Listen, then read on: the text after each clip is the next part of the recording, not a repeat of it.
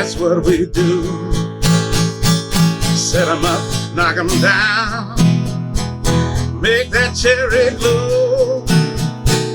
Whiskey and cigars, the gentleman's cologne. Cheers, y'all.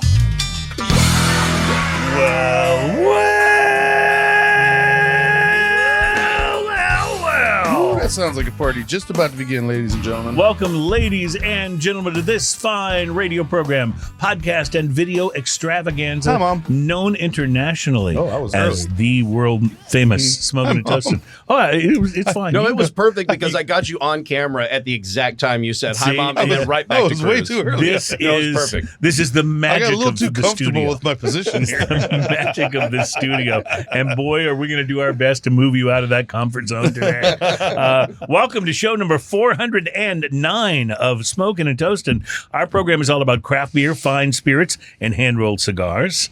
We have a tendency to like That those is things. a particularly festive shirt you're Thank wearing, you. I'm by the feeling way. festive today because we're already kind of in the holiday vibe. We're so in the holiday vibe that we're doing 2 back-to-back holiday wine shows, and I'm really excited about it. pretty amazing, right? We want to welcome Mr. Travis Thompson from Vino, Vira Wines. Hi. Thank you very much. Happy Monday. Good. Am I pronouncing the name of the wines correctly? The distributor said yes, sir. Okay, cool. Very good. So we'll talk about holiday wines. We'll sample some holiday wines.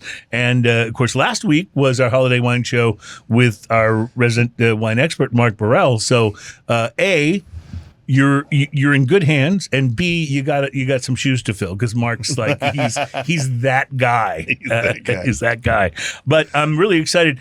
My wife actually met you at Phoenicia Market, and I believe she said you got to come on the show. These wines are really good. And then she came and told me you got to have them on the show. These wines are really good. So Yes. She said here we are. especially the bubbly. I wear a lot of hats. So, I mean, that day I was wearing the demo wine guy hat. I love that. And I met her, and we were tasting some stuff from Northern Italy.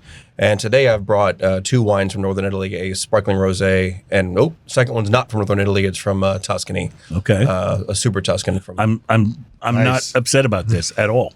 It's not. I love it when we get shows like this because then I actually know what to buy. Yeah.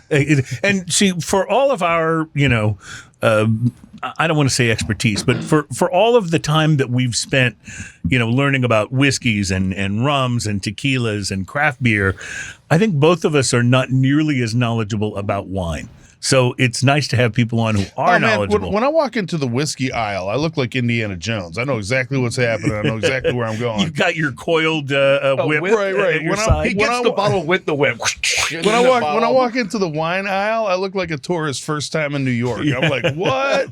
Well, man, I'll tell you, that's what actually got me into wine education was I wanted to be a better consumer. I wanted to be able to walk down HEB, Specs, Total Wine, wherever I was buying, and have an idea of like what region do I want to go to, and if I'm eating this or that tonight, what grape do I want, and what's a fair price to pay for these things, and what does vintage mean, and what is wow. So I got into learning about wine so I could enjoy it better. That's awesome. Boy, are we excited to have you on the program because we have a lot to learn when it comes to wine. And I particularly enjoy the learning that involves actually drinking some of the wine in question. Best way to learn. And so we'll do that today. So, Travis, welcome to the program. And thanks, of course, to Mark Burrell, our special guest from last week. Our program today is going to talk about these wines from Vino Vira Distributing, but we'll also be sampling a couple of other things. The first is that you also brought with you a beer of which we have become very fond over the years, and that is the Goose Island Bourbon County Stout. Yes, it is like the barrel-aged stout. It's the original. Not only is it the barrel-aged stout, but it's the one beer that's still good from Goose Island. So, honestly, I used to really like their IPA, and it's just not as good as it used to be. The ones that are in the different series. Okay, so they haven't touched the Bourbon County Stout. That they leave alone. The macro brew side of it does. But they also have, what's the series that has the Sophie and a few others? Right, yes. That series is also still quite good. But I notice I don't see them nearly as much. It's expensive, though. Yeah, it is expensive. And I think the Bourbon County Stout is usually a little not pricey, cheap, too. no. Yeah. But you get what you pay for in some instances. There's that. Especially with these bourbon barrel aged things. So, and in addition to all that, I brought along a bottle. I brought Doc Swinson's Bottled in Bond Straight Rye Whiskey. And Ian... Wish I had like a little ding. Ian is already caressing it over there, just excited Looks like about a Price is Right model. Yeah, he's excited about getting to pour that bad boy. So. I'm getting kind of warm goosebumps looking at that bottle. Yeah, warm goosebumps are the best kind. Cold ones not nearly as enjoyable. Those are the nervous kind. Yeah. So we will bring you some of our regularly scheduled items on this program, including in just a moment. Actually, we will bring you our drinking fact. So I have a little drinking fact teaser for you, if you will, please. A little teaser music. Why the Scottish will never take over the world. Oh, I love that. Our drinking fact coming your way in just moments. Also, later in the program, the most popular segment on this show. That's a little thing we like to call drinking news. And our drinking news teaser headline is... Sir Mix-a-Lot may have an anaconda, but this guy has a python. I knew I'd interest Terry at least with that. Hulk Hogan, maybe? Brother. 20-inch python. You should see what I'm packing, brother. So we have that to look forward to. We'll also tell you about some cigars to watch for and the most requested and best-selling cigars in America, plus 2 awesome craft beer variety packs for the holidays. You know, we went through a whole craft beer variety Right. pack just a few and these are 2 episodes other ago. ones. Nice. So, and I want you to know, by the way, I've been buying beers for the staff holiday party, and I did pick up another one of those. Awesome. 12 packs of the craft beer variety pack. So that'll be fun. I can already see Ian's going to spend most of his time at the party digging around in the ice chest to see what he can find. So, Best in Beer editors and readers have made their choices for best beers of 2024. We'll get to that if we can, but this we have to get to. Big, huge news from the celebrity spirits corner of the world. Okay, Vanity Projects, let's go. How bad do you have to be as a spokesperson to get dropped by one of the worst whiskeys in the world? Proper number 12 has dropped Conor McGregor. What? Yeah. He may have been all they had going for them, if you think about it. I thought it was his whiskey. I thought he was and they have excommunicated him from the business How and do you do dropped that him. if it was Did his he actually spokesperson? taste it? Is that what happened? No, because then he would have dropped them. So, They gotta pick up Mike Tyson instead. yeah, that seems like it's not a bad idea. But we will have that story for you coming up in a few minutes. First, though, I think it's time to take a look at this rather festively colored beverage we put in front of us here. This is The Beverage of Mystery. all right. The way the beverage mystery works is one of us brings a beverage, and the person who brought it is the only person who knows what it is. Can you say That it smells smells like cranberry? Cranberry. Everyone else is trying it for the first time, or most likely for Everyone the else. first time. It smells Everyone. I have not tried this. I did bring it. I'm responsible, but I have not. cranberry. It actually maybe a smells little licorice. pleasantly of cranberry. Yeah, it does. Yeah. Oh, I get that. There's a little like background kind of anise kind of thing going Yeah, on. right. So maybe appropriate for the holidays. Just still, doing a little leftover cranberry sauce in my turkey sandwiches, right? It's not bad. Definitely candied. It has a very Jolly Rancher kind of finish, Oh, it right? very much. And it Jolly Rancher. doesn't have that nasty Yeah, they cover it up with that. Yeah. aspartame kind of thing. They covered going up with that at the end. You know what flavor of Jolly Rancher this reminds me of? Purple. I was going to say cherry. Yeah, purple. Reminds me of purple. I was expecting some like an effervescence, some sort of kind of tartness to it. It's got a little carbonation, but it's not necessarily I bubbly. don't hate it. No, Interesting. It's not bad. Interesting. Terry? it's okay. Yeah, Yeah. I mean it's okay. Travis, what do you here's the think? question. It's festive. I mean, I could drink one. Yeah. Yeah, Here's I the can drink question. one. Is that a beverage of mystery in your pocket, or are you just happy to see us? Well, it is. And Yes and yes. You made our guest laugh. Yes. All right, so the big beverage of mystery reveal. This is a Louie Louie Blackberry Lemon Good Time Seltzer. No alcohol, but 5 milligrams of THC, 5 milligrams of CBD. So this is that's a why I'm feeling cannabis warm and tingly.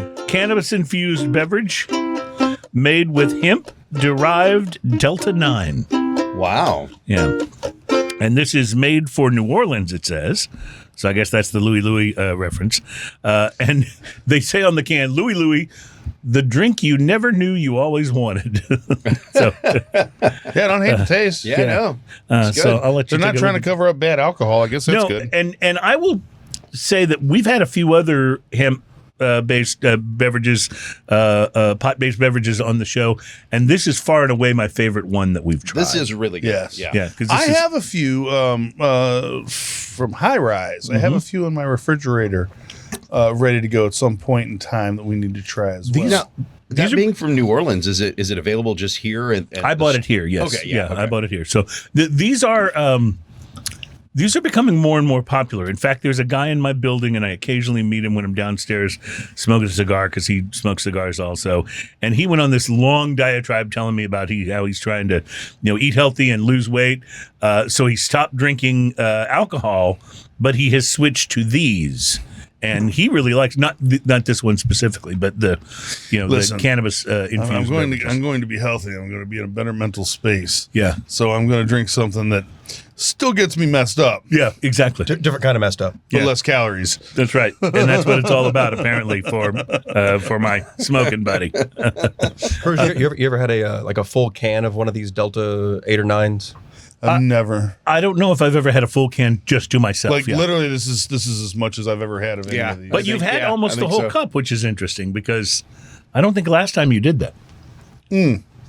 Because the last one tasted nasty. Yeah, The It last one was takes- lasty. yeah. It takes 20 or 30 minutes, but you'll feel a little, not from this much, but from a full can, From a full can, you'll feel a little buzz, huh? little 20, 30 minutes, you'll feel a Okay. little high. Yeah, kind of like a quarter of a gummy. I've never done gummies, but I've had one can of Well, this I'm not saying I have. I'm just saying. Because gummies are easy to quarter off. A Yeah. little gummy bear. Listen, listen. Off with their heads. Let me just say, Just eat his feet. if you venture into the gummy Nibble the toes, space, if you will. if you venture into the gummy space, check the dosage because you may need to quarter off that gummy. That's all I'm saying. Just nibble on the toes. I watched a great YouTube video a while back about the different levels. Like there's like 5 levels of being high. And like the worst level is they called it zooted. It's absolutely hilarious. As in zoot suit. They just talk about like the decline of your mental state. That's probably the state you have to be in order to put on a zoot suit. That's what I would guess. That's what I would guess. So a lot to come on the program today. We'll do all of the tasting that I mentioned. In our next segment, we'll find out what Ian had to smoke this week, and we definitely want to tell you about what happened with Conor McGregor and proper number 12. Think about it. I think you're right. I think they're going to have to go for somebody like Mike Tyson as a spokesperson. Yeah, who else do you get? And Tyson already has his own weed, so why not a really bad whiskey? We'll think about that, and we'll return in just a moment. This is Smoking and Toasting. He's gonna have to get like the sit and be fit guy or something.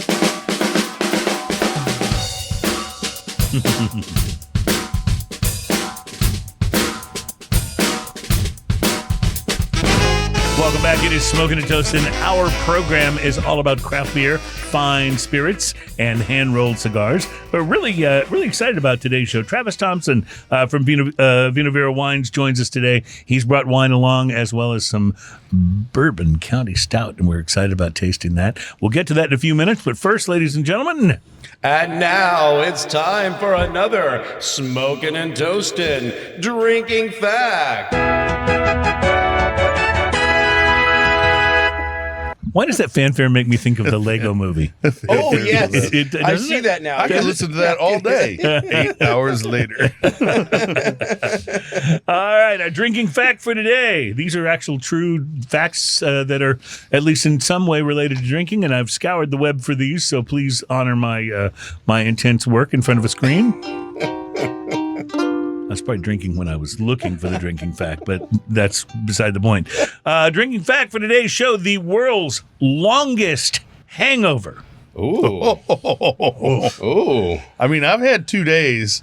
The world's longest hangover, I don't know how they verified this, but I'm just going to go with it, lasted 1 month exactly when a man from Scotland consumed 60 pints of beer in one setting. Oh. 60 pints. Wow. The That amazing will thing was rearrange your DNA, man. the amazing thing was that he lived. Yeah. But the hangover went on for one. Can you imagine being hungover for a month? Like I don't even. A month. Oh, man. If I'm hungover, I want it gone by noon. Right. Yeah. You want to be able to get on with. And your, I can appreciate your life. a good hangover. Like, I mean, I earned it. Yeah. Right. I worked for it. Did this guy try liquid IV? That stuff works. I don't know, but again, this is A month. This is God's plan. This is to keep the Scottish from taking over the world. I'm just saying, that's the way it works. It's not Scottish, it's crap. Yeah, and I am part Scottish, so I can lay claim to that. Yeah, I'm actually a very interesting combination of ethnicities. I'm a little bit of everything. A little bit Scottish, a little bit Irish, a little bit American, Native American, which basically means love to drink, can't handle the firewater. It's a pretty good. I was going to say, might want to fight. Yeah. What was that? My favorite song back when I lived up in Boston, they had St. Patrick's Day up there is like a rite it's of nuts, passage. right? It's a big deal, right? I mean, we celebrate it here and go out for green beer, but they're nuts up there, right? I want to point out that I've never gone out for green beer. Yeah, well, that's probably good. It's probably good. But my favorite song from St. Patrick's Day, before we get into your cigar, was "We're gonna drink and fight, drink and fight." That's all there And that is to song it. speaks to my heart. Yeah, I'm sure you like it. Ian, I know what else speaks to your heart, and that's an interesting cigar, and I'm going to bet that you had one this week. I did. I had the La Galera Maduro. Ooh. We're familiar with La Galera. We've had them on the show quite a while back. I should probably need to reach out to them again. And they make some great cigars, including one of the better Candelas that I've had. This one, I bought this because it's adorable. Oh. It's 3 1/4 inches by 50. That's Oh, not my what you hear goodness. describing cigars too often. It does sound like an adorable cigar. You'll see it in this picture here. Yeah. It's adorable. The band, it's not even like a different La Galera band. It's just their regular just that La same Galera one. band. Yeah.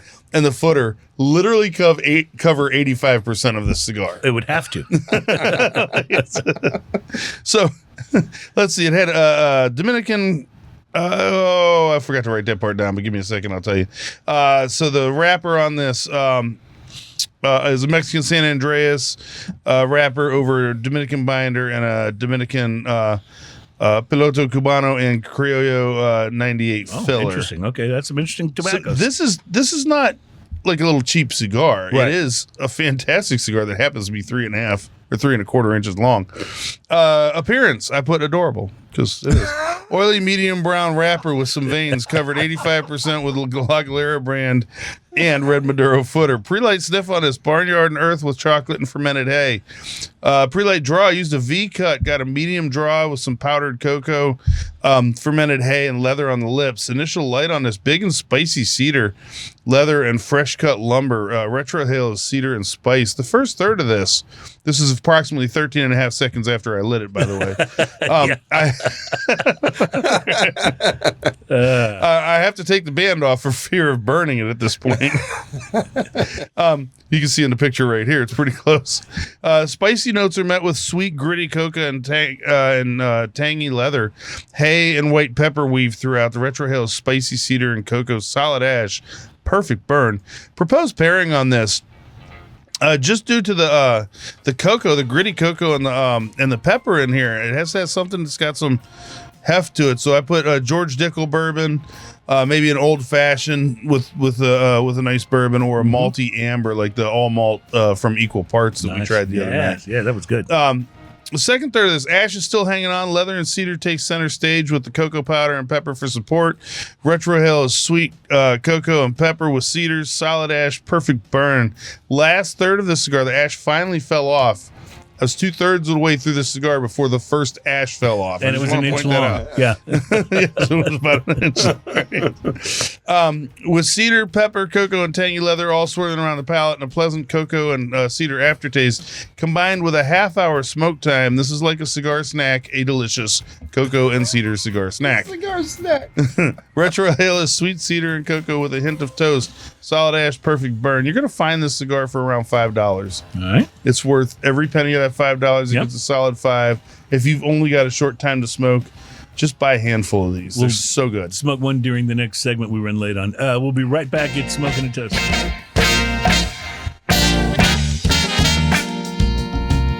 Welcome back at Smoking and Toasting. Our program is all about craft beer, fine spirits, and hand-rolled cigars.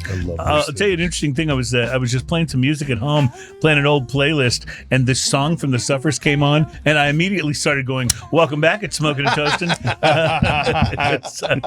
It's just a force of habit, And you know? the bubbly is open. And the bubbly's open. So while he's pouring that, let me tell you about the cigar that I had the opportunity to smoke this weekend. I smoked the Bocock Brothers World Traveler Maduro Robusto.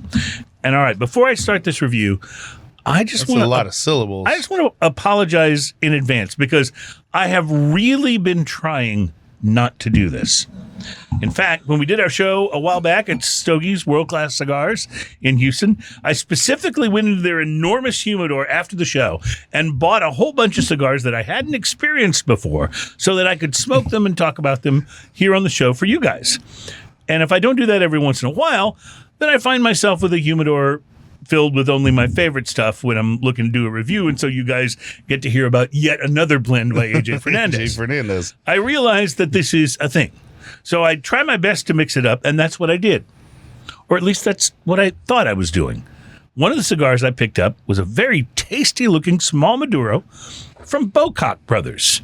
And I thought, that's unusual, and it'll be fun to talk about in a Beavis and Butthead kind of way. So I bought it, brought it home, and let it sit in the humidor for a while. Bocock. This weekend, I pulled it out to smoke and review, and when I went to the internet to gather some information about it, lo and behold, it's blended by AJ Fernandez. I swear I didn't know. So here comes another AJ review, and again, I apologize in advance. Now, I know that Bocock Brothers sounds like either a duo of related porn stars or some kind of an NSYNC spin-off boy band. But the truth is that the Bocock Brothers story began when one of the three was managing a nightclub in Honduras and added a humidor to his club so that people could buy cigars to smoke. Before long, he and his brothers were learning everything they could about cigars, tobacco, soil, blending, and soon they launched the company that bears their name. The blend that AJ did for them, the World Traveler Maduro, uses a Mexican San Andres wrapper, a Nicaraguan Habano binder, and filler tobacco from Nicaragua. It's a nice-looking cigar, and the pre-light sniff gave off notes of mocha and earth with coffee beans and a woody note on the cold draw. So I used my trusty V-cutter, sliced open the head of the cigar, and lit it up, and surprisingly did not get the Nicaraguan pepper blast that I've come you just to don't want me to sing the expect from song. AJ's blends. Honestly, I really thought I would get one. I thought, okay, we're going to definitely have the song this week, but it didn't happen. I did get a little bit of pepper, but at least at first, it was overwhelmed by a distinct cocoa powder note. Cocoa powder, that is, not cocoa powder note. And We hints... had cocoa powder on both of ours this week. And hints of raisin and toasted nuts. A lot of complexity in the first third. Made me wonder about what kind of magical AJ journey this cigar was about to take me on. I'm sorry, I'm a fanboy. A small chunk of the wrapper leaf didn't burn in the first third, but amazingly, the World Traveler burned right around it and kept a nice even burn line into the second third. You'll see that in the picture here. The flavor switched up a bit with the espresso kind of edging out the cocoa powder in the second third, and a nice oaky note kept emerging, along with just enough pepper to keep things interesting. The final third, oak, dark chocolate, earth, and pepper. The pepper, in fact, instead of like hitting hard in the first third, sort of grew gradually as the World Traveler smoked to balance by a little bit of sweetness and dried fruit on the finish. Wonderful flavor notes, very nice complexity, and a really enjoyable smoke all around. Now, I suppose that we are now living in a world where a $9 to $10 Robusto is not considered expensive. But I will admit to being a cheap bastard, and if I'm going to start buying a whole lot of $10 Robustos and $18 Toros, I'm going to have to cut back on how often I get to enjoy a cigar. That said, it would be hard for me to imply that the Bocock Brothers World Traveler Maduro Robusto didn't live up to its price tag. I feel a little bit like I'm starting to echo my late Uncle Paul, who used to say things like, in my day, we didn't pay more than a nickel for cigars, and they were damn tasty. That's a very bad impression of my late Uncle Paul, by the way. So I'll make you a deal. I'll take it at face value. I never met him. I'll make you a deal. If you kids will get off my lawn, I'll stop acting like a $10 Robusto is too rich for my blood. That's the deal. It was a damn good cigar. And what could I have bought for $10 that I would have enjoyed more? So I'm giving the Bocock Brothers World Traveler Robusto a solid 5 in our price to quality scale, which our price to quality scale, it's a 1 to 10 scale, but a 5 means you got what you paid for. Yeah. Yeah. So at least half a point of that 5 is because I got to keep saying Bocock a bunch of times during this review. The cigar was great. Solid 5. Bocock. That is all. AJ Fernandez. Yeah, AJ. I mean, the man just... He's everywhere. He's unstoppable. He's just absolutely unstoppable. Excuse me, what's the name of that cigar? It is a Bocock Brothers World Traveler Maduro Robusto. He said Bocock. Yeah, that's what I was hoping you would say. Again, it's some of us never made it out of junior high school, but at least now, unlike when we were in junior high school, we're of legal age to drink and smoke cigars. There's that. So. You've been talking quite a bit. I've been doing what I like to call research. Okay, so Travis, I haven't asked you anything about how you got to be in the wine business, but clearly you're kind of a jack of all trades when it comes to what you're doing with wine. What got you into the wine business in the first place as we start to do a little research on this bubbly here? Yeah, we'll get to exactly what the bubbly is in just a little bit. But I got into the business, again, like I said, because I enjoy wine. My wife and I are very big foodies. We enjoy at-home cooking a lot, and so I wanted to bring home good bottles from wherever I got them, whether it be a wine shop or a grocery store, liquor store, whatever. And so I got into wine education, the WSEP program they do with the Texas Wine School, so I could educate myself on, again, what I'm buying and how to buy better, what pairs with my steak, what pairs with what. And so I actually was curious enough, and so I went on a WSET 2, and then I started meeting people in the industry and found my way into the fact that you can actually make money doing this. Not a whole lot, but you can make money. A living, right? Yeah. They told me be a musician, you'll make tens of dollars. I get it. And so as of about 5 or 6 months ago, I worked for Vino Vera. Mm-hmm. We are an importer and distributor. The majority of our book is Italian and Italian, French, and I'd say American make up the majority of our book. Mm-hmm. The wine that we have in front of us, this is a wine from Franciacorta, which is in the very north of Italy, within Lombardy.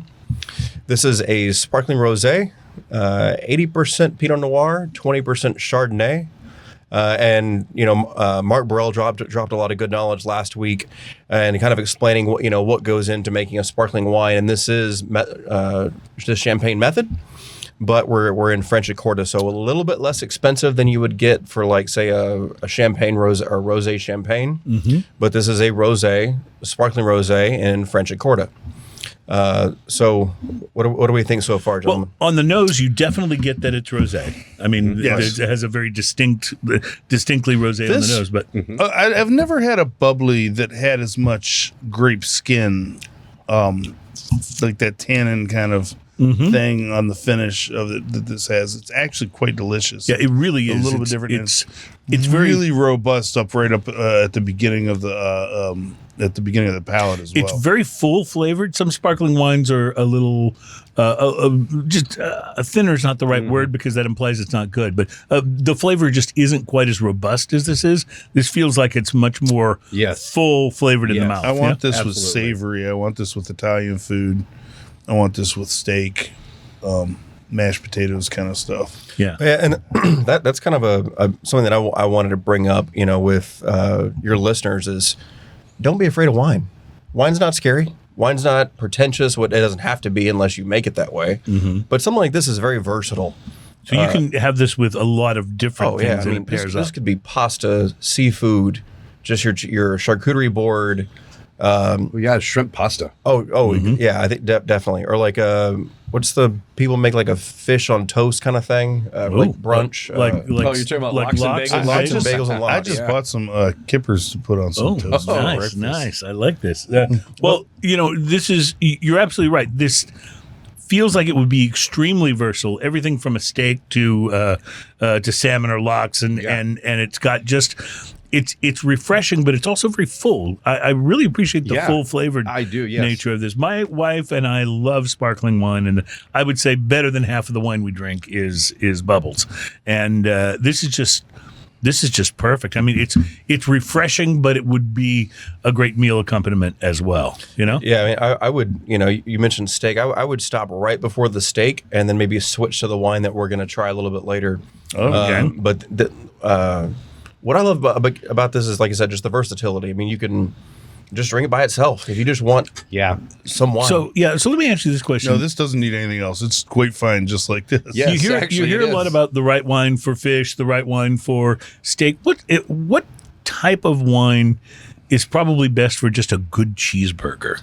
Ooh, my favorite wine is probably one from Spanish. Probably like a Tempranillo or even like a Mencia, which is just like a medium-bodied, juicy. Mm-hmm. And then the Tempranillo's got a little more tannin than a Mencia, but just something that's not too overly complex. Like just because especially in a hamburger, you've got your cheese and your pickles and whatever else you like on it. So you don't want to get too elevated or complex of a wine. Would something like a Malbec work? Or would it be too, for sure. A Malbec, even a kind of a lower end cab. I'd definitely say Malbec or Tempranillo would be my two go-tos for a burger. Cool. I like that because for some reason I know burgers are great with like a good beer, but I've never really thought about what's the right wine to combine with burgers. And I'm a fan of a great burger. Well, but y'all help me fill me on my cigar terminology here. But this would probably go on that.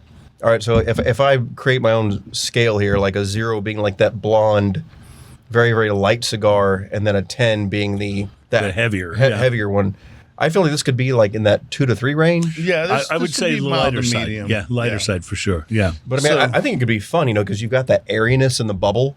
And then combining it with the smoke of like that 2 or 3 level cigar that I'm referencing. Perdomo makes a cigar they call champagne. Yeah, I love that cigar. It would be perfect, brilliant with this. It would just, as Ian likes to say, form like Voltron. Yes, the 10th anniversary champagne would go great with this. Yeah. This it also pairs incredibly well with the Glenmorangie 10. Like it's just something about that pairing, and that cigar is such a versatile. Wonderful, but on the lighter side. I want to, respect and acknowledge your skill as a pairer, if you want to call it that. But doesn't everything go with the Glenmorangie 10? Well, Glenmorangie 10 is pretty easy to get along with. Yeah, I was going to say it's not real finicky when it comes to. That's for sure. But no, something like this, I would even say the Aladino, Connecticut, or yes, absolutely. And even a lighter Maduro would go with this. It would just have to be something that wasn't. If you can get full-bodied like cigar. you could go to the Fuente Hemingway Maduro, right? Or I was even thinking nice something like a Macanudo Maduro, something Macanudo. that's not. It's not a heavy cigar. It's just that got punch Barber pole. Yeah. The go really Barbier. nice with this Barbier, Barbie and Ken, whatever it's called.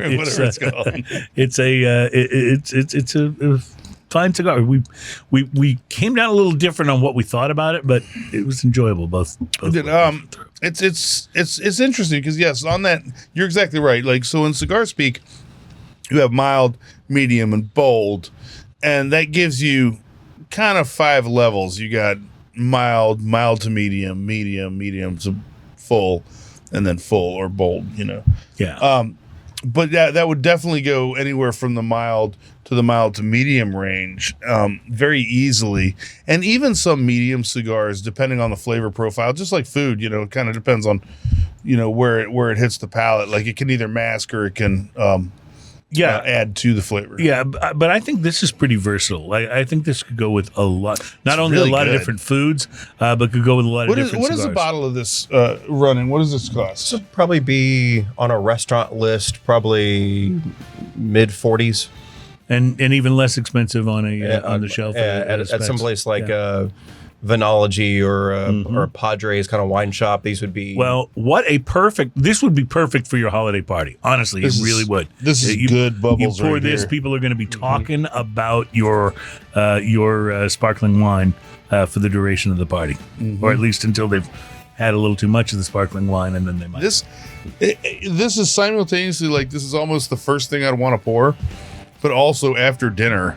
Yeah. Oh, yeah. Like I don't know why. Like it fits both categories. Yeah. It just kind of feels right. Talk more about that when we return. It's Smoking and Toasting.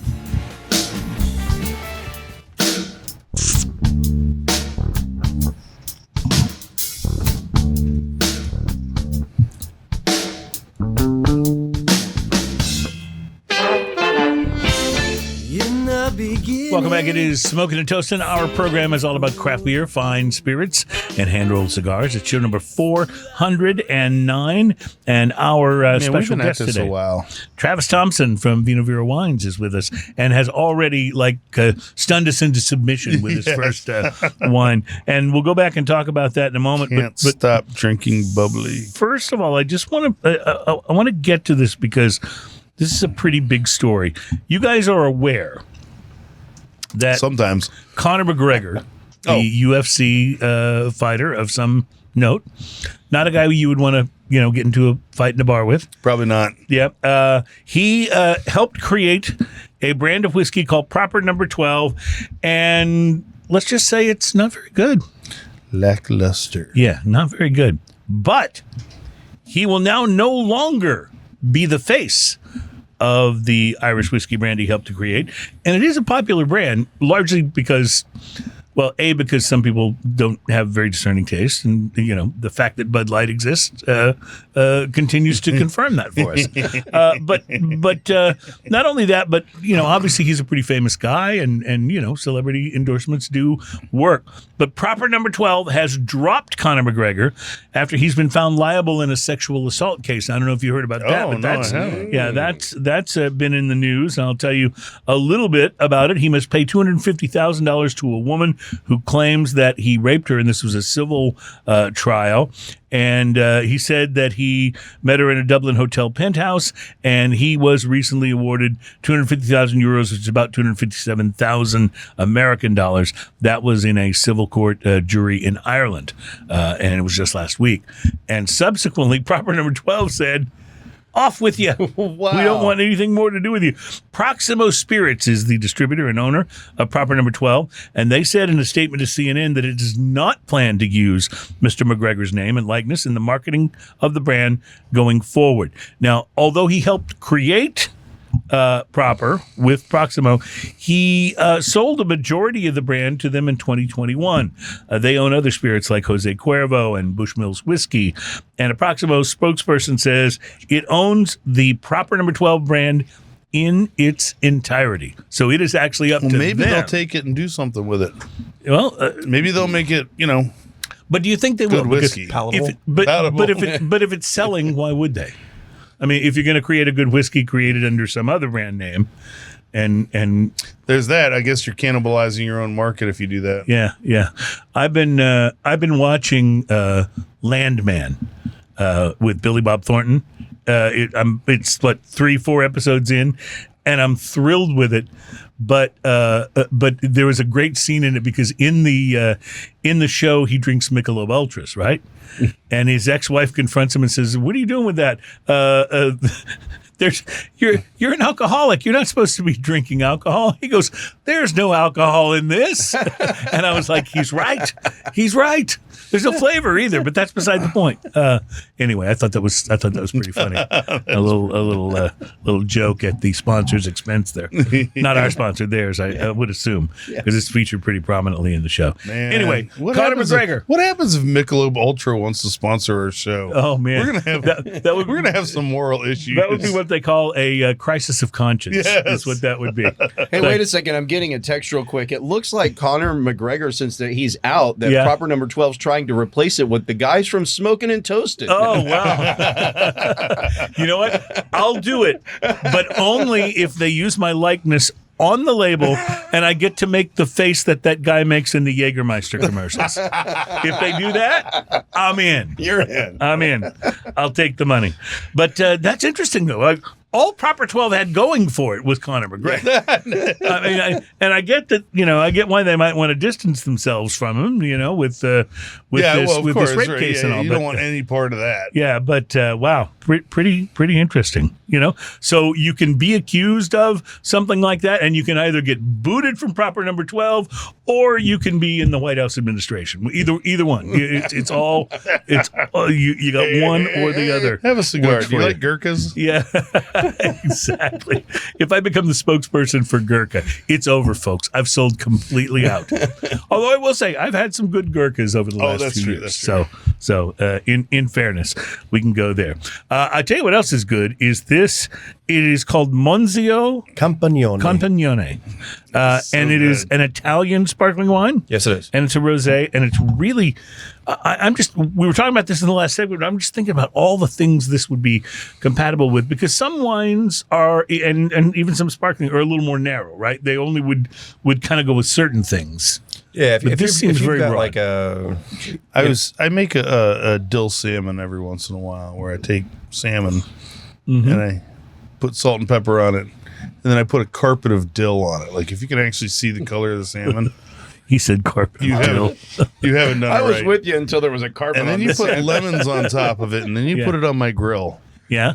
and you let it do what it do. And sometimes you even do like a cedar plank. So, out of curiosity, before you eat it, do you brush off the carpet of dill? Nobody. Oh, you and I leave bet it on. this would be amazing with it. It bakes into a nice crust. It sounds crazy. A dill carpet crust? Dill carpet crust. Yeah. It sounds crazy, but once you try it, you'll be like, I can't believe this. Yeah. That's so All good. right. I'm with you. Would you rather have proper 12 with your salmon or Monzio Campagnone? Oh, Oh, definitely. we're definitely going with Definitely going this. This bubbly is direction. so good.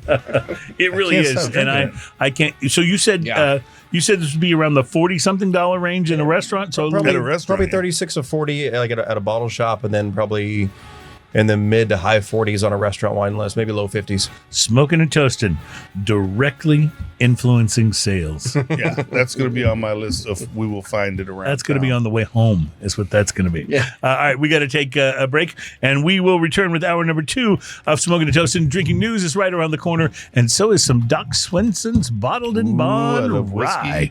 Woohoo!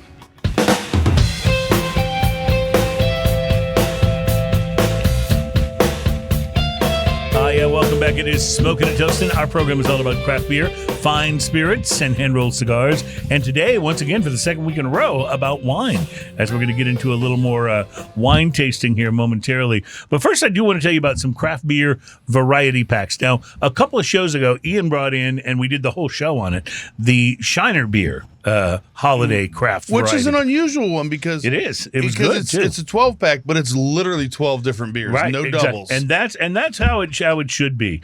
But there's a couple of others we want to let you know about, just in case you're, feeling festive and craft beer oriented.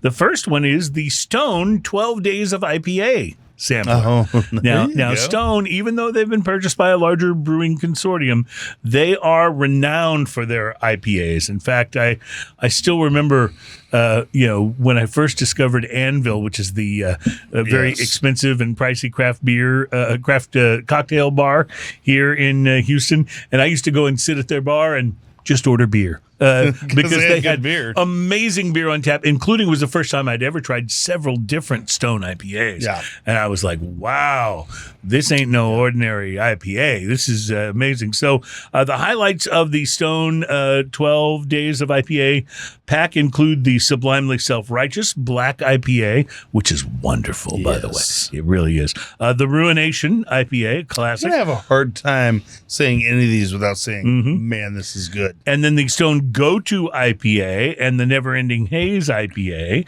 Those are both kind of low ABV IPAs that are extremely drinkable, especially for Stone having a lower ABV IPAs. And then it also has the Stone 27th anniversary Lemon Shark double IPA. Lemon Shark? Which is why I'm going to go buy one of these because I want to try me some Lemon Shark. I've never tried that one. So it also includes, the delicious citrus and the Fear Movie Lions and a number of their others. It's 12 different IPAs for your holiday enjoyment. I may have to find this. Did you see this physically? I've got a picture of it I can show you, but it's. I may have to find this. I'm going to have to do some sort of 12. It's bottles. I'm going to have to do some sort of 12 days of Christmas this year and see what I can come up with. Well, if you wanted to do a little longer celebration, you might think about the 24 days of Dogfish Head. I like Dogfish Head. Yep. Dogfish Head, based out of Delaware, celebrating the winter holidays with an Advent calendar variety pack. I bet that's a little pricey. A brilliantly curated selection of flavorful brews, ready-to-drink cocktails, and brewery merch. It's available online nationwide while their supplies last. It does include their 60-minute IPA, their strawberry honeyberry vodka lemonade, their Dogfish Head can coolers, and handcrafted Dogfish Head beer soap. So it's 24 days, but I don't know that it's 24 beers. You might be getting soap one day in your Advent calendar. Yeah, don't drink that. Yeah. Probably best not to. So, but I'm thinking of getting both of them. Just, why not? It's the holidays, right? I'm pulling it up right now. I want to check this out. You gotta celebrate. So it's called 24 Days of Dogfish Head. Is what it's called. And by the way, don't sleep on that Shiner pack because that thing is good right too. there. Mm-hmm. Don't know where to start. We got holiday gifts this year. Yeah. And you have people on your holiday gift list, including people that work with you on certain radio shows and podcasts. Yeah, I feel like it's awkward if you buy your boss a present, things start getting weird between you. Is that what you feel? See, I always feel like things start getting weird if you don't buy your boss a present. That I feel like is the thing where you're. I feel like what you're telling me is things are going to start getting weird. Just one cigar. One cigar is all I ask. One cigar. Yeah, one cigar. I know which one. Yes, the Rocky Patel. Yeah, the Rocky Patel. That's $100. That's the one I want. That's the one I want. Or I could just settle for some really good red wine. This wine. So, Travis, what are we looking at here? Hardy, buddy. It has a meaty nose to it. Boy. Yeah, that's why you said change to the steak before when you do this one. Yeah. I mean, I'm sure some people drink champagne or even rosé champagne with a steak, but I'd rather go with a Super Tuscan from Bulgari. Holy moly. That's good. Yeah. So first of all, on the nose, I think it's going to be bigger and meatier than it actually is. It actually drinks a little lighter, but boy, it has got flavor. Yeah, this is the producer on this one's called Sapaio, and the specific label is called Volpolo. I mean, this literally almost has a meaty bouillon kind of flavor to it. I love this. Yeah, it's and in some ways that might not sound like it's appetizing, but it is absolutely delicious. Mouth-watering even, Yeah, so definitely a meat saucy wine, a steak wine. I mean, you could have this with your hamburger you were talking about. I think it'd be a little bit of an oversell, or not an oversell, but a little bit overdoing it on the wine side, but it would definitely work. I wouldn't be mad at it. But this yells for some ridiculous lasagna or pizza too. Yeah, absolutely. All right, so but in the cigar world, so I again we're using my number scale and you interpret. So I think this would probably be more in that 6 to 8 range. 100%. If you go into this with the 2 to 3 range, you're losing your cigar entirely. You're not going to taste it. Right. You can start medium depending on the flavors. Again, sometimes it's flavors that work with versus fight against. But I would right off the top of this, I would say LFD Double Lajero. Really, you think? I mean, because that's a beast of a cigar. It is a beast of a cigar, but the flavor profile plus this, because that is not only a beast of a cigar, but it's chocolately. Yeah. It's chocolatey and it's smoky. Right. I was going to go to the San Latano Requiem Maduro from AJ too. because it is so chocolately, or the Bella Artes. Chocolatey. You had the same thought process as I did. All 3 grapes in this wine, Cab, Merlot, and Petit Verdot. All medium plus to full bodied grapes. And so I definitely think that what you guys have just taught me today about a Maduro, I think that is something that could play. You know what this would go with? A Bocock Brothers World Traveler Maduro Robusto. Go right along with it. Yeah, we'll go right along with it. I feel like we should have like a little counter, right in the upper corner of the show. How many times I said Bocock? Yeah, exactly. Yeah, 15 months in barrel. So I mean, you're getting a little bit of that vanilla once you get past the dark red fruits. I could see this with the EPC pledge as Ooh, well. baby, that would be good. EPC. What?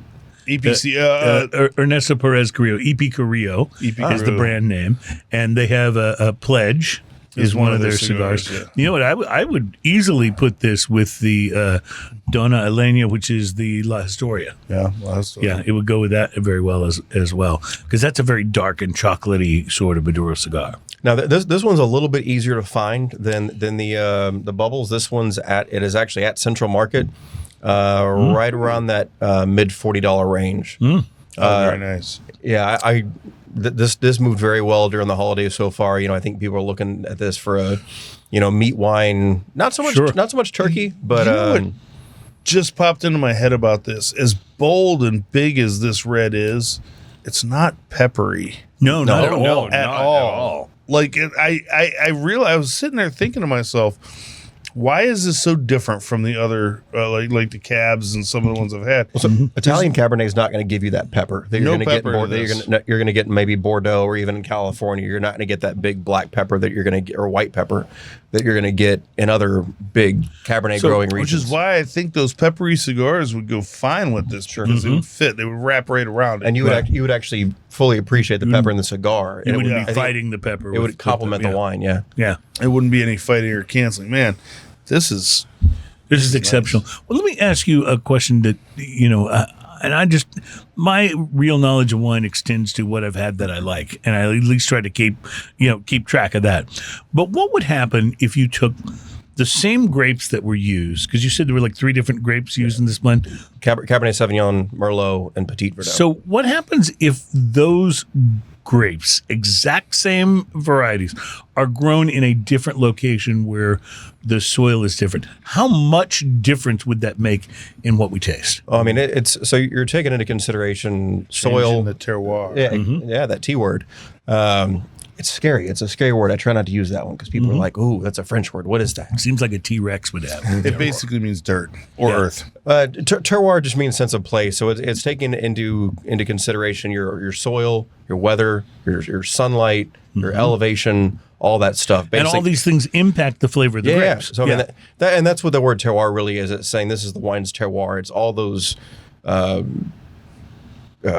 things that we know with tobacco that certain strains, certain kinds of tobacco grow best in certain environments, and then in other environments they may grow just as well, but the tobacco is different. Note is different. The note is different because of the soil and all the soil, things you said, all the terroir stuff.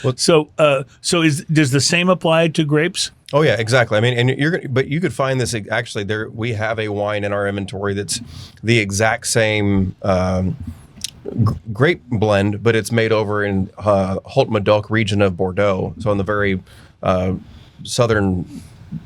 very south of the left bank of Bordeaux. And so it's also Cab Merlot and Petit Verdot, also in barrel about 14, 15 months.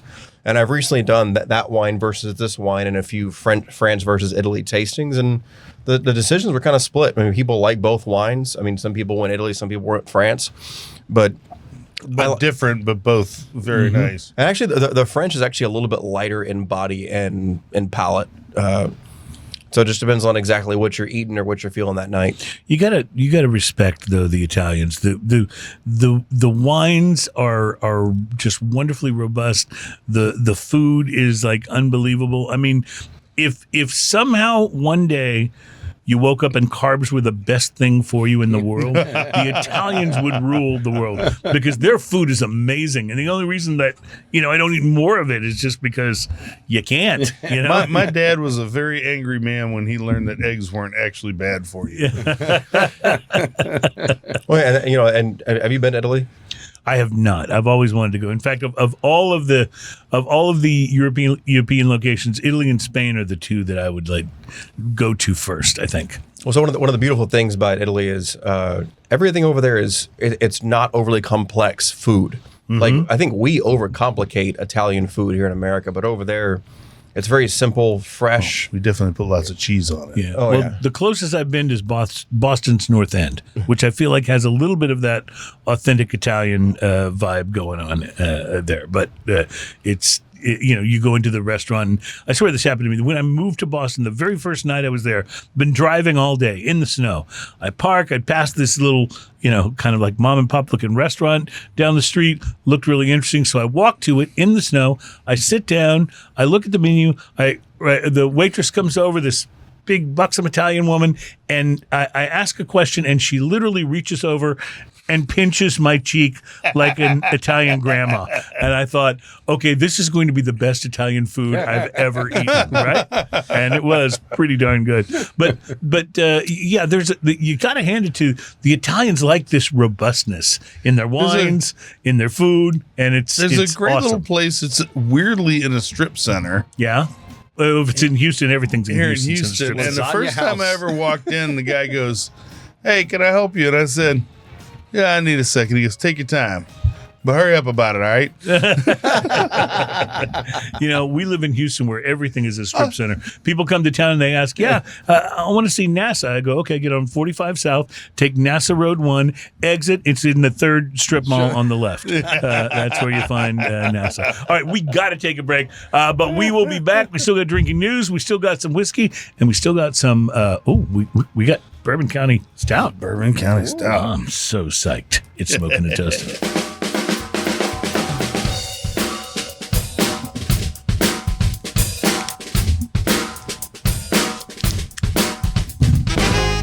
Back at Smoking and Toasting. Our show is all about craft beer, fine spirits, and hand-rolled cigars. And this week as well about wines for the holidays. And I got to say, this really would be a perfect wine to sort of pour around at a holiday party. I just think everybody would be talking about it. Let's show that bottle to the camera. This is Volpolo? Volpolo, yeah. Volpolo is how you say Volpolo. it. And it is a mix, you said, of Yeah, it's three different varieties of wine, right? It is bold Cabernet and delicious. Sauvignon, Merlot, and Petit Verdot. But yeah, but look, I mean, break it out with the friends, have it with the meal, or save it for even dessert with your cigar.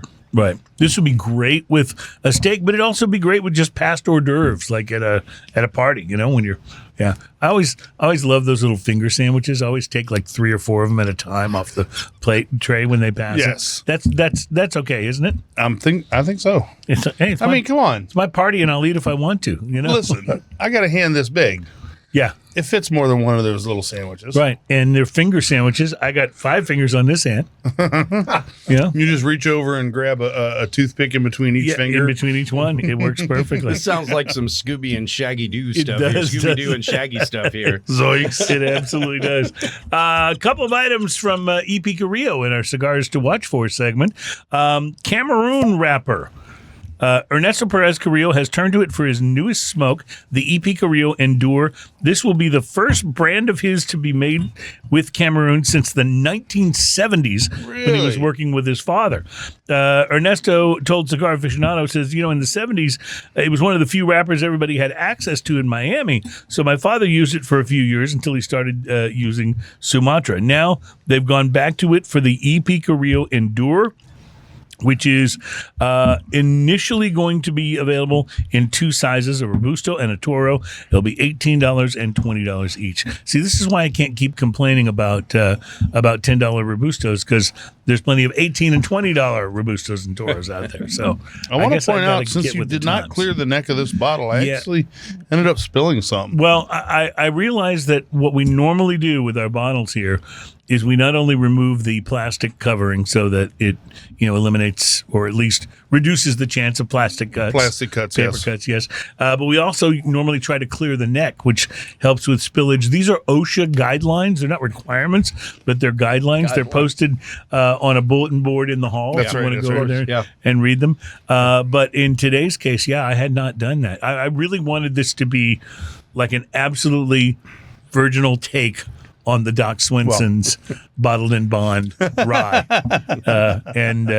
And so you've already poured, you've already sniffed. What's your sniffing. thoughts so far? Doc Swinson's, I've had some of their stuff and it's so good. Yeah. Like everything I've had from Doc Swinson's has been just outstanding. Yeah. This smells spicy. It smells very rye. It smells Well, I'm a fan of rye. I think rye is probably my favorite. I've noticed that if I just kind of randomly go and think I'll have whiskey tonight, I kind of tend towards the rye. he's tending to it. I'm having to beef up my rye shelf because first off, my wife loves rye and she drinks it all. But second off, if I put more up there than she can drink in one shot, I feel like I can get ahead of the game. But I just, You can keep it on the shelf. There's certain ryes that I absolutely adore, man. Well, see, I remember when you gave me as a gift that bottle of Angel's Envy. That's one of those certain rye. ryes that I absolutely adore. And that It's just amazing. cemented my rye Wow. fanboy-ship. One, big drink at a time. But it was really lovely. Yeah, so I thought the Doc Swinson's would be a good one to try, but I have not had it right up my until goodness. now. Yeah. We doing this? This is Yes. sweet. Terry's pointing something out. Is it to show the There's bottle? one sitting there that's not in my hand. Oh, Terry's As you're talking about rice, you know, I'm like, I yeah. love rice. And remember, and this is important. Terry, what do you think about this rye? People might wonder, well, why would they bring that up in the middle of the show? And it's really simple. We try to make sure we give Terry enough samples during the show that it keeps him from asking for a raise. That's right. It's a very important part of keeping Smoking and Toasting going. So Yeah. first off, this has some heat. Oh, yeah. Right off the bat, this Well, has a lot some of heat, but it's ryes- also a lot of very ryes- spicy, but it's also very bubblegum. Yeah. I totally get the bubble gum, but Bottled in bond, so we're at 100 proof, but it drinks a little bit warmer than 100. It does. Yes, it's pretty it is warm. It really does. It is warm. It really does. This is, but I get it, man. Cinnamon, rye, and bubble gum. Yes. Big time. Not the usual spearmint you get in rye, Right? and not as much like a cedar or like that big rye flavor you usually get on the palate. I'm not getting so much of that. When you said spearmint rye, my brain immediately thought spearmint rye no, which is the topless club in Vegas. Yeah, that's not what he's talking about. Just to make sure we're it is spearmint rhino, not peppermint, right? I think it's spearmint. I think you're I right. get my mints confused in times of extreme, overload to the brain. This I think is wonderful, but boy, is it spicy and It's big. Big, yes, it is. Like you said, it's 100 proof, but it feels like it comes in a little more than that. Yeah. It's so sweet though. Like I'm not used to a rye being quite this sweet either. I don't know if it's the pretzels, but I'm getting a lot of vanilla. Like, Yeah. So we've been chewing on water some right there. We've been chewing on some peanut butter pretzels here, but you're going to add a That drop has of no water. effect on our palate whatsoever. What are you talking about? None would. Oh, Liliana would be dying right now, our tequila expert. I remember the last time we had her on, we were trying all these different tequilas. It was like a tequila blind taste test, but she was upset because we were also having beers on the show because she said, that'll ruin your palate for the tequilas. I was Okay, like, so- beer and tequila go together. Come on. So I'm going to point out, I just poured the tiniest a bit of water. Probably a little more than I should have, but bubblegum just pops on the nose now. Well, you would think that would remain, and you would maybe be tamping down the spiciness a little with the water. Oh, it's freaking brilliant with a little bit of water. Oh, that is good, and it does kind of so calm that it pops- above 100 proof vibe down. The cinnamon pops out, the sweet Yes. pops out, and actually tamps down the whiskey hug. It does big time. It's like suddenly cow. much smoother and more easy drinking. Not that I was having trouble drinking it before, but this I is bet with a piece of ice, this is pretty that'd be fantastic. pretty brilliant. I gave it like 5 or 6 drops. I saw that. Yeah. So I might have put Might a have little, overpoured you the had a water? little less whiskey than I do, so I might have put a little more than you. But man, water opening this. So this is good anyway. Yeah. It's a little bit big, Ian, I have a but little. man, with a little water, this is pretty amazing. I have a little less whiskey as well. Can you help me with this? I can. I'm going to be add right just back. a few drops. It's Smoking and Toasting. Of whiskey. Look at him. He's putting his Glencairn up there. Yeah. That's what this is all about. Thank you. Thank you. We'll be right back at Smoking and Toasting.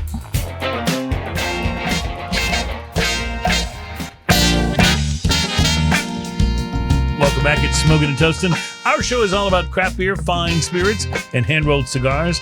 Today it is also about wine, but more recently we're talking about the Doc Swinson's Bottled and Bond rye. straight rye, yes. And adding a little water to this just really opened it up and made it What was the wonderful. price point on this bottle? I want to say it's about 60. It's really good. Mm-hmm. Really good. I'm imagining this with a piece of ice and just let it sit there for a moment. And then as you're sipping through this, it starts to warm up and you lose ice and get the dilution. This would kill it in a Manhattan. Oh, I bet. I Yeah. bet, Oh, yeah. Yeah, just that spiciness of the rye, but the it's not spice too... and the sweet. Plus, Yeah, it's got right. enough heat to it to really yeah. stand up. I like it. You know how else it works really well? As something to sip on while you listen to Drinking News. Drinking news, drinking news. Now it's time for drinking news. A Florida man with one arm set, he had a gator for a pet. When asked about his absent arm, he said, I had to take my gator to the vet. drinking news, drinking news. Now it's time for drinking news. Cheers, y'all. Well, Drinking News, for those of you who are new to the segment, is where we bring you a story from the world of news. It is not a parody story from The Onion or something like that. It's a story that supposedly did actually happen, and we bring it to you, even though it is often, but not always, a story about drinking. It is always something that's best enjoyed if you've been drinking. Thank you, Doc Swinson's. Oh, I have been. Well, the holidays are upon us once again. And it is time to celebrate the season in the best possible way that we can. Actually, it's apparently been time to celebrate the season ever since I saw the first streetlight pole wrapped up in Christmas lights, which was on September 30th, and I'm not making that up. But despite how early the season may have started, and even setting aside all the ways that the Grinch and the abominable snow monster and the Burgermeister Meisterburger have tried to stop Christmas from coming, it is on its way, and it will be here soon. So let's break out the winter warmers and the holiday ales and celebrate, because, as the English poet Thomas Tusser first said back in 1580, Christmas becomes but once a year. Oh, I will say, however, that the holidays have overall been a little confusing this year, at least to people's taste buds. Popeyes, for example, the spicy chicken place, has been offering a Popeyes Cajun whole turkey for your holiday meals. That's right. And as early as mid-November, they were completely sold out online.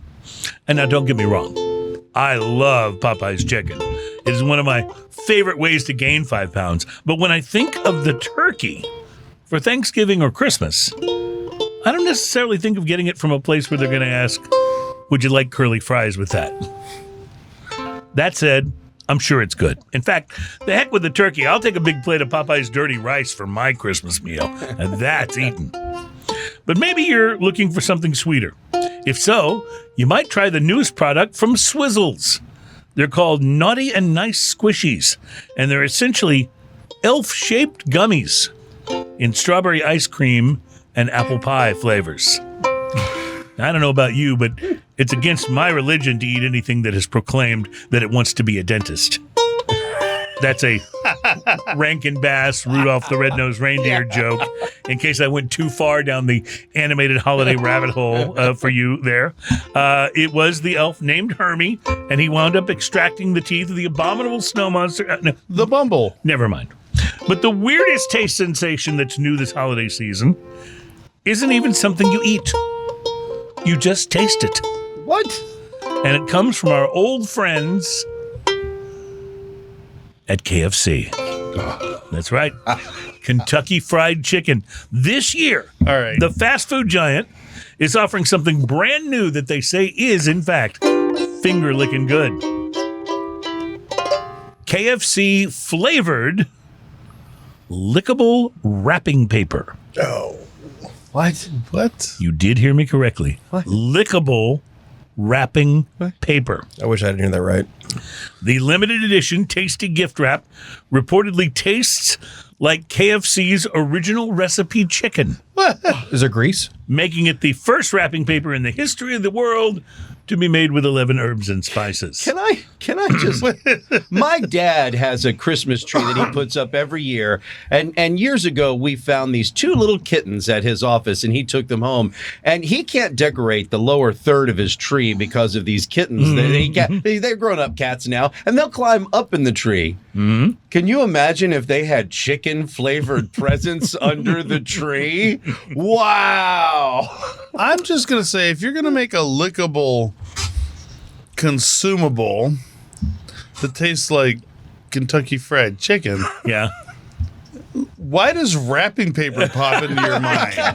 Well, now instead of catching your kids waking up early on Christmas morning to shake their presents from under the tree to see if they can figure out what's in them, you're likely to walk into your living room to find your children licking the packages to see what they taste like. I mean, this sounds like an Eric I have Cartman a fever dog. dream.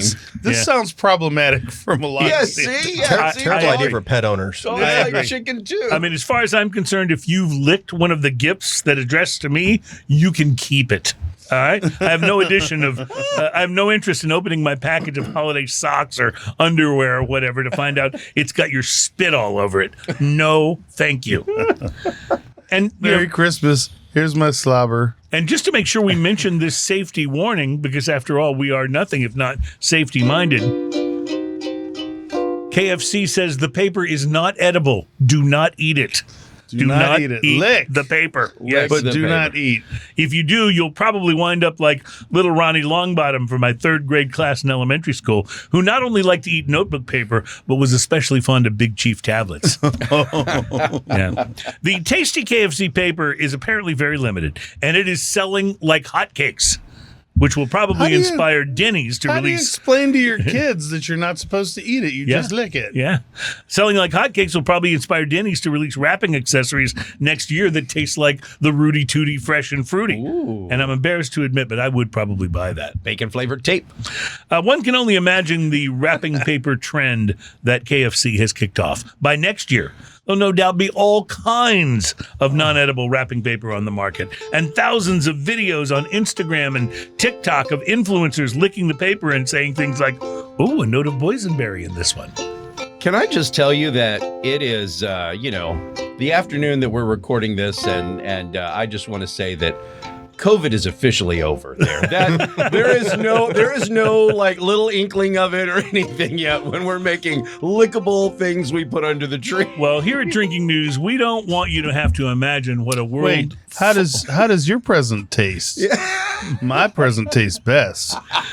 Here at Drinking News, we don't want you to have to imagine what all of this will look and taste like on your own, with everyone coming up with all kinds of different lickable wrapping paper. So we have thoughtfully prepared for you a list of some of the wrapping paper that you might expect to be on the market by Christmas 2025. Dr. Pepper.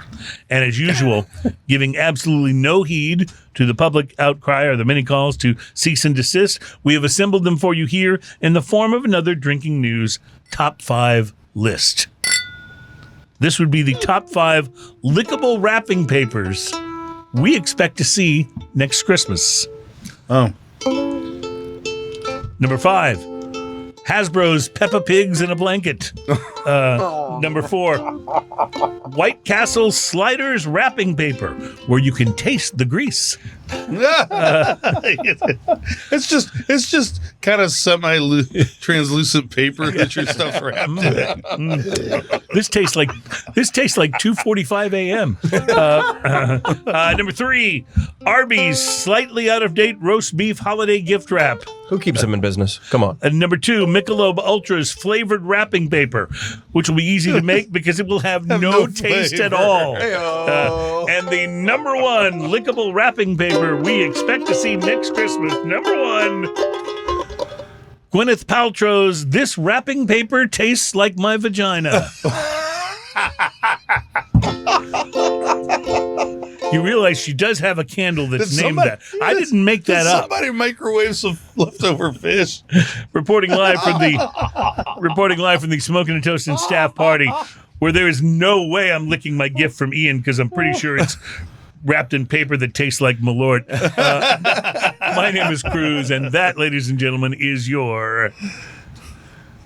Cheers, y'all. I thought you were supposed to have the outro music. Yeah. I'm ahead of things today. And that is your. Oh, sorry, set it up. That is your. Drinking news. Now it's time for drinking news. This is as out of tune as could be. Cheers, y'all. We don't guarantee that we'll be in tune. That's never been a tenet of the show. It's part In of case being you a were live wondering, show. these are live performances as of the time we record them. Exactly. We don't do a whole lot of double takes. Yeah, no. Except when we get to Gwyneth Paltrow's wrapping paper. I'm going to leave that one out. All right, kids, it's time to taste some Bourbon County vanilla rye. Oh, it's a vanilla rye stout. I'm already excited. Mm-hmm. I'm a vanilla lover. My favorite note, even when it comes to things like rums or tequilas or whiskeys, is when it has that little bit of vanilla to it. One of my favorite notes is E flat. Yeah, which I think you were playing as E sharp in that last Drinking News outro. He was singing flat. I mean, he Yeah. was singing sharp Yeah. and playing flat. Yeah, that's right. All right, so I called appreciate that modal you brought this because I know this isn't something that your company distributes or anything. This No. I have this no. is just a personal passion, Yeah, right? no affiliate of the brand. It just I knew I was coming on the show, and I was at a retailer, and I said, "Hey, I bet these guys would enjoy some Goose Island bourbon And you were right about that. vanilla rye stout." And so is this the 2024? Does a bear sleep in the woods? Yeah, as a Indeed, public he Catholic. does. This is the 2024 vanilla rye stout. And we haven't had actually a Bourbon County stout since I think last year. So this is Holy the moly, I first love this. 2024. I've just taken the It tiniest smells sip. like and it's- smoky molasses. You sure we can't smoke in here? You guys are You making me do want a taste cigar that real vanilla. bad. I think Smoky Molasses is one of the dancers at the Spearmint Rhino, if I'm not mistaken. Smoky Yes. Molasses. And on the main stage, Smoky Molasses. This is maybe the best Bourbon County stout I've ever had. This It's is exceptional. the vanilla is so amplified in this. There's a smokiness to it that a lot of times turns me off. Like smoky beers, a lot of times that can turn me off. Totally. But this is like just a kiss of smokiness, and it's got the chocolate And I will say, and the bourbony kind of Do certain booziness. smoke levels turn you on? Turn me off. I will say this though, vanilla is a really tough thing to do in beer. About the only vanilla beer that I can think of that I like is the vanilla porter from, I think it's Deschutes. Breckenridge. Oh, from Breckenridge. Thank you. That's pretty good. But boy, other times I've tried where they've gone vanilla, it But doesn't you get- marry up. But this You get works. vanilla in stouts a lot of times that they'll add as an adjunct, and it works really nicely. However, this feels a little more natural to the beer. It's almost vanilla bean-ish. Yeah. The finish is definitely vanilla bean or like a cocoa crisp, Yeah. kind of like a wafery. It's almost a coconut kind of ish kind of thing in the background going on. But not enough that you would call it a coconut No, stout. it's not a coconut flavor. It's just almost coconut. It's kind of interesting. Wow, Can I this see is the good. bottle for a moment? This is 2024, right? I think I asked that already. Yes. But people would want to know that because you guys are going to want to go Coming get in one at of these. 14%. And do you remember what this cost? I know these are not cheap. No, I think I got this one for $12 or $13.99. So that's I got to say that's pretty good for what this is, because I've certainly paid $25 and $30 for bottles of stout that I don't know That were weren't any better as than good. this. Yeah. Well, there was a bottling right next to it that was over $20 that I think was like the macaroon something or other. Yeah. Seems like I remember that from one. We've had some pretty good stouts this year, man. Well, we certainly have. We had the one. What was the one that we just went crazy over? Do you remember? It was from a few weeks ago. Unfortunately, I can't remember the names on most of them. I have to go back and look at what we had. But This is why, by the way, all of our shows are still available on YouTube Yes. and the podcast. 'Cause we can't remember what we 'Cause said We can't either. even remember. Wow, So what was don't that feel stout bad that if you was don't so remember good? what we said. Oh my God! But yeah, well, no, we've had this. You're right. This has been a great year for stouts. It's been a great year for stouts. I think we started off early in the year with was it the Pistache Brothers? Yeah. The Pistachio Oh, stout. dude, that was so good. Prairie that I've bought about 4 or 5 since then. Speaking of Prairie, by the way, Prairie Artisan Ales Pistachio Stout. it's actually called Super Pistache Brothers. Oh, because it has the because Mario it has them Brothers looking like thing. Mario Brothers. Oh, in yeah, it. it's amazing. It's so incredible. This you have is to try it. fantastic. This We have to try to take a break here, and we will be back because well, we have a contractual obligation to do that. But it's okay because we're just going to come back and drink more and talk to you about it. It's Smoking and Toasting. Gentlemen. Oh, we'll get to that.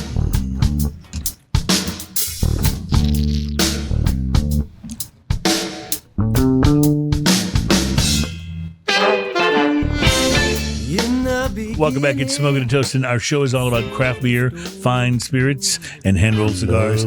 And I will say one of the things I love about doing this show is that people like have a tendency to do things like say, I'm going to go like spend a couple hours with those guys. Maybe I'll take along this Bourbon County Vanilla Rye Stout and we can all taste it together. So that's exactly what Travis did today. Of Apollo wine, Yes. stands up to both of these. It's crazy. You can say, and that's very interesting. Of course, it is influenced by the fact that we've had other stuff to drink, but it still stands up. It's still there and it's still intact. It doesn't change it. I don't think for better or worse. It just kind of still tastes like good wine. All right, so I have not yet gone from the Doc Swinson's Bottle and Bond Rye to the Bourbon County Stout, but these things. Ooh. These things go back and forth in the best way. Okay, there's a peanut butter that I wasn't getting before in the stout. Like peanut butter chips, you know? Like when you make chocolate chip cookies, but instead of the chocolate chips, you do peanut butter chips? That's what it reminds me of. 100%, and a kiss of chocolate. Delicious. Kind of pulls out like a rounder, almost milk chocolatey kind of flavor out of it. I've been getting chocolate from the beginning. Yeah, but this makes it a little more of the milky side. It's kind of interesting. Like a nougat. Is that a word? Right. Going back to the rye. I do think it is a word. Yes. I remember, who was it? Peanut butter nougat? Was that Snickers? Who used nougat is basically sugar. It's whipped chocolate. It's whipped. It's like whipped sugar. With like I don't know how much they. Why did we need a word for that? Milky Way is mostly nougat. Oh, okay, gotcha. So if you want to know what nougat is, it's Milky Way bar with that's like a chocolate coating on a nougat. This is better than a Milky Way bar. It is. It is actually more substantial. Yeah, and it really going back and forth between this and the rye. Holy moly! This is just, these things are made for each other. That's pretty amazing. So you can find the Doc Swinson's Bottle and Bond rye. It's not that difficult to find. You can find it, and I want to say that bottle was about $60. So that's to be well worth it. Look forward to. And the Bourbon County Stout is probably like $13, $14 per bottle.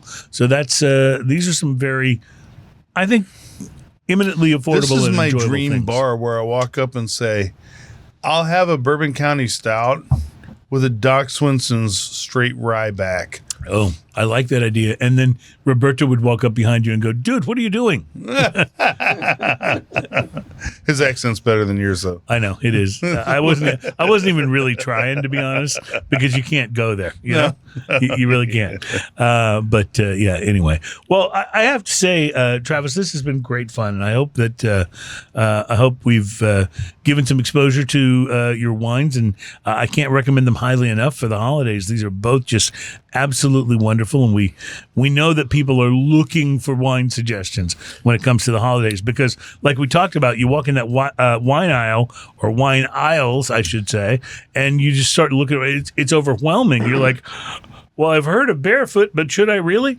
So it's good to have some direction and know some things to look for. See, now since you've been on the show, and I generally book the show, and now I have your phone number, you're going to get random texts. What wine should I buy for this? Hey, those texts are my favorite kind. I'm standing at Specs right now.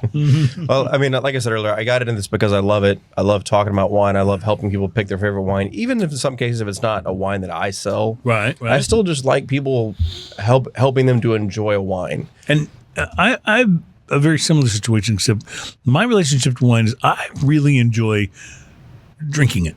Yes. And that's but no, I do want to find out more about it because I just feel like I'm not that knowledgeable about wine, and so that's why it's like I'm like a sponge when you're on and talking about these things and the regions that they're from and why that's important and why these grapes are important, and the fact that there's a that this red wine is like a mix of 3 different grapes. I'm just that just fascinates me. That's like super fun, right? yeah, it absolutely is because whoever decided on this as the combination, as the mixture, they totally knew what they were doing because it's absolutely wonderful. Well, and the beautiful thing about most of the winemakers over in Italy is they've been doing it a long time. I mean, like our Chianti producer, Principe Corsini, they've been making wine for 600 years.